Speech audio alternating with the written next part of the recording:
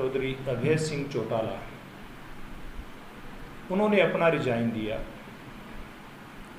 और ये कह करके दिया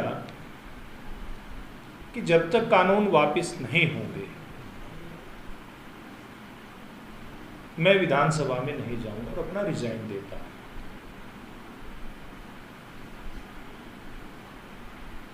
और अब उपचुनाव की घोषणा हो गई। केवल किसानों के नाम पर वाहवाही लूटने के लिए जो इस्तीफा दिया गया, जिसका कोई औचित्य बनता नहीं था, जिसका कोई तुक बनता नहीं था, और वो बात उनकी पूरी हुई नहीं है कि जब तक बिल वापस नहीं होंगे मैं विधानसभा में नहीं जाऊंगा। तो फिर दो बातें इसमें आती हैं कि एक तो भी जब स्टे है, केंद्र सरकार ने रोक लगा दी,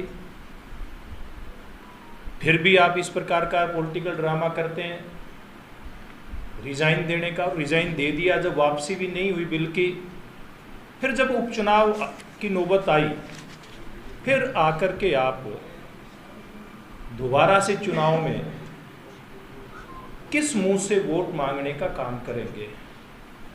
आप लोगों ने आपके पिताजी के समय से, जब उन्होंने दो स्थानों से चुनाव लड़ा था,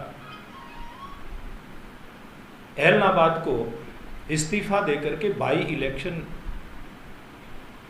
कराने की एक क्या प्रयोगशाला बना लिया क्या? ये सवाल एलनाबाद की जनता भी पूछ रही है, हमारे पत्रकार बंधु भी पूछ रहे हैं, और ये सवाल हम भी उनसे पूछ रहे हैं। मुझे लगता है कि ये उनका एक राजनीतिक जो स्टंट था, कई बार हम फिल्मों में देखते हैं स्टंट करते करते वो स्टंट उसके ऊपर भारी पड़ जाता है, ये राजनीतिक स्टंट अभय सिंह चौटाला के ऊपर उल्टा पड़ने वाला है। ये अपील करना चाहूँगा, ये आग्रह करना चाहूँगा कि इस अवसर को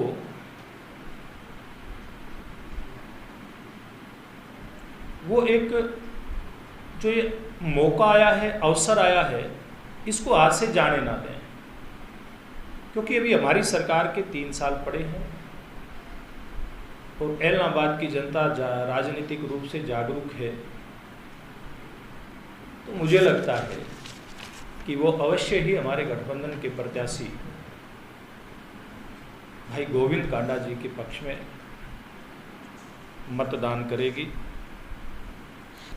एक नारा लॉन्च किया है, ये हमने बहुत सोच समझ करके ये नारा दिया है एलनाबाद की जनता के लिए। जोर जुल्म की टक्कर में विकास हमारा नारा है कि किस प्रकार से दबंगई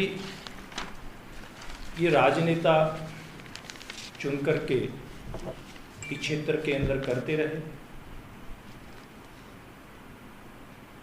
किस प्रकार से चाहे नौकरियां हो, विकास की बात हो, मैं और मेरा इससे बाहर कहीं कभी निकले नहीं। किसान आंदोलन और किसान संगठनों की आड़ में कुछ लोग,